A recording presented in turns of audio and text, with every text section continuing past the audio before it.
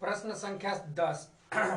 सिद्ध कीजिए कि किसी बाह्य बिंदु से किसी वृत्त पर खींची गई स्पर्श रेखाओं के बीच का कोण स्पर्श बिंदु को मिलाने वाली रेखाखंड द्वारा केंद्र पर आंतरिक कोण का समपूरक होता है। इस प्रश्न को हम लोग फिगर के माध्यम से समझने का प्रयास करेंगे। आप देखोगे एक वृत्त है और वृत्त के एक बाह्य बिंदु यहाँ पे P ले रहा है। इससे दो स्पर्श रेखाएं खींची जा रही है और दोनों स्पर्श रेखाओं का मैं नामकरण भी कर दे रहा हूँ। इसका नाम यहाँ पे A, यहाँ पे B।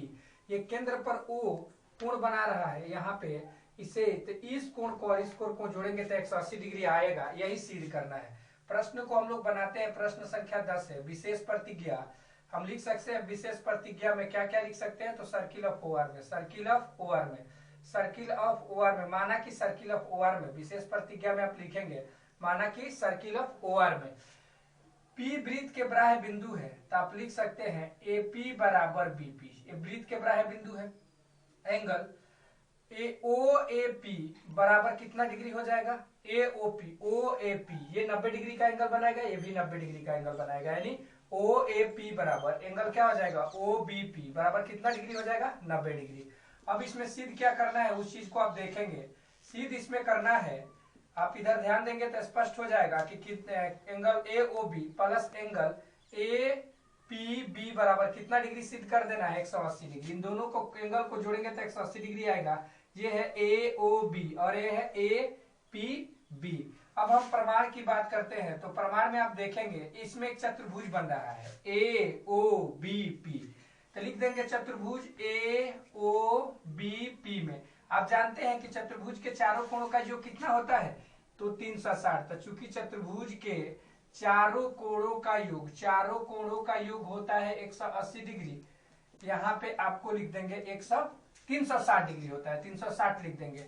अब इसको लिख सकते हैं एंगल AOB। चलिए पहला एंगल हो गया AOB, दूसरा एंगल क्या हो जाएगा, तब OBP, एंगल OBP, और तीसरा एंगल क्या हो जाएगा APB, और प्लस चौथे एंगल को लिख सकते हैं OAP बराबर कितना हो जाएगा, 360।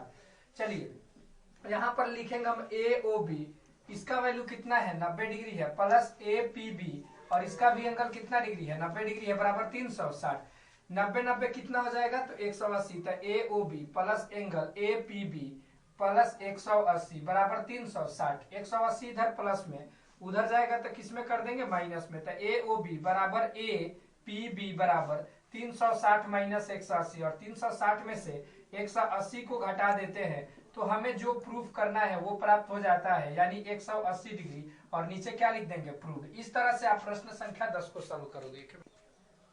10.2 का प्रश्न संख्या 11। सिद्ध कीजिए कि किसी वृत्त के परिगत समानांतर चतुर्भुज समचतुर्भुज होता है। आप देखेंगे ये कह रहा है कि एक वृत्त है और वृत्त के परिगत एक समानांतर चतुर्भुज खींचा गया है। ये समानांतर चतुर्भुज है और इस समानांतर चतुर्भुज में कह रहा है कि आपको अब सिद्ध कर देना है कि ये समचतुर्भुज है। सबसे पहले हम लोग लिखेंगे विशेष प्रतिज्ञा। विशेष प्रतिज्ञा में हम लोग क्या लिख सकते हैं कि माना कि सर्किल ऑफ OR में, माना कि सर्किल ऑफ OR में ABC, इसका नाम A, इसका नाम B, इसका नाम C, इसका नाम D, ABCD वृत्त के परिगत समांतर चतुर्भुज है। कौन चतुर्भुज है, तो समांतर चतुर्भुज है। जब समानांतर चतुर्भुज होगा तो आमने सामने की भुजा बराबर होगा। इसको मैं मान लेता हूं P, इसको Q, और इसको क्या मान लेते हैं R, और इसको S। तो ये समानांतर चतुर्भुज है तो आमने सामने की भुजा बराबर है, समानांतर होगा। तो हमें सिद्ध यही कर देना है कि ये समचतुर्भुज है। तो सिद्ध करना है, क्या सिद्ध करना है कि ये समचतुर्भुज है, यानी चतुर्भुज ABCD एक समचतुर्भुज है। कौन चतुर्भुज है, समचतुर्भुज। समचतुर्भुज कहने का मतलब ये चारों भुजाएं आपस में क्या हो जाएगी, बराबर। समानांतर तो पहले समानांतर चतुर्भुज है तो होगा ही, हमें बस एक ही शर्त को सिद्ध कर देना है कि ये चारों AB BC CD और AD भुजा आपस में बराबर हो जाएगा। यानी AB बराबर BC बराबर CD बराबर क्या सिद्ध कर सकते हैं, AD। अब चलिए हम प्रमाण की बात करते हैं। हम जानते हैं, क्या हम जानते हैं कि इसमें जानते हैं कि वृत्त के बाह्य बिंदु से, वृत्त के बाह्य बिंदु से वृत्त पर खींची गई, वृत्त पर क्या की गई, खींची गई स्पर्श रेखाओं की लंबाइयां स्पर्श रेखाओं की लंबाइयां कैसी होती है, तो समान होती है। ये लंबाइयां हम लिख सकते हैं समान होती है। तो ये समान होती है लिख देंगे, समान होती है। इसका मतलब यहां से ए से पी और ए एस आपस में क्या होगा, बराबर। उसी तरह से यहाँ पे डी एस और डी आर भी आपस में बराबर हो जाएगा। सी भी बाह्य बिंदु है, तो आपको अगर उसको बराबर करना होगा तो ये आप लिख सकते हैं आर सी और कितना हो जाएगा, सी क्यू बराबर होगा। उसी तरह से बी एक प्राय बिंदु है, उसमें हो जाएगा पीबी। आप बराबर क्या लिख सकते हैं, तो पीबी के बराबर आप लिख सकते हैं पीबी और बी क्यू को आपस में क्या कर सकते हैं, बराबर कर सकते हैं। बी क्यू बराबर पीबी, बी क्यू बराबर बी क्यू को कर सकते हैं बीपी के बराबर। इसको समीकरण 1, इसको समीकरण 2 और इसको समीकरण 3, इसको समीकरण 4 लिख सकते हैं। समीकरण 1 प्लस समीकरण 2, समीकरण 1 प्लस समीकरण क्या कर सकते हैं 2 प्लस समीकरण 3 अब प्लस क्या कर देंगे समीकरण 4। इसको हम लोग बनाने का प्रयास करेंगे। ये अगर समानांतर है तो इसका मतलब एपी बराबर सीडी हो जाएगा और समानांतर भी होगा, यानी ए बी समानांतर सी डी। एक और चीज हो जाएगा, एडी बराबर क्या हो जाएगा, तो बीसी हो जाएगा। और एडी किसके समानांतर हो जाएगा, तो बीसी के समानांतर हो जाएगा। इन चारों को जोड़ देते हैं, तो AP plus DC D S plus C Q plus B Q बराबर A S plus D R plus R C और प्लस क्या हो जाएगा बीपी। इन सबको जोड़ेंगे तो एपी प्लस यहाँ पे आप देखेंगे बीपी, ये बीपी होगा। यहाँ पे थोड़ा सा चेंज कर देंगे, इधर हमने एपी और इधर हम लोग इधर उल्टा कर देते हैं। थोड़ा सा ये यहाँ पे मिस्टेक हुआ है, यहाँ पे पीबी लिख सकते हैं और यहाँ पे बीक्यू। तो यहाँ पे आपको पीबी लिख देंगे प्लस पीबी, और जहां बीक्यू है, जहां आपको पीबी था वहां पे बीक्यू लिख देंगे, यहाँ बीक्यू कर देंगे।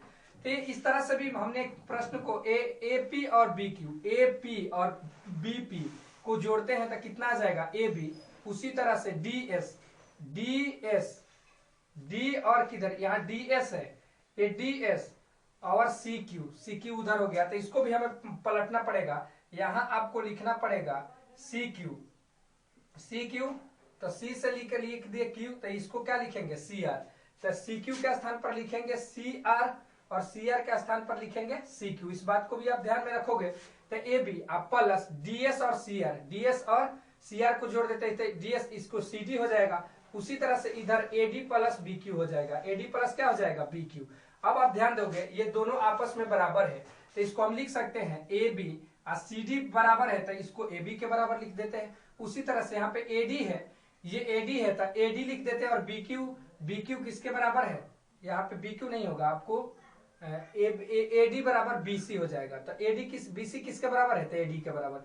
एगो एडी, इसको 2ab लिख देंगे, इसको 2ad लिख देंगे। दो कैंसिल हो गया, तो किसको क्या लिखेंगे ab बराबर ad। इस तरह से हम सिद्ध कर सकते हैं कि चारों भुजाएं आपस में क्या होगा, बराबर। जब ये ab और ad ये आसन कोण आपस में बराबर हो जाएंगे, उसी तरह cd सबके बराबर हो जाएगा, bc सबके बराबर हो जाएगा, यानी ab बराबर bc बराबर cd बराबर ad। अतः चतुर्भुज ABCD एक क्या है, तो एक समचतुर्भुज है। कौन सा चतुर्भुज है, समचतुर्भुज है। और इस तरह से आप नीचे लिख सकते हो प्रूफ।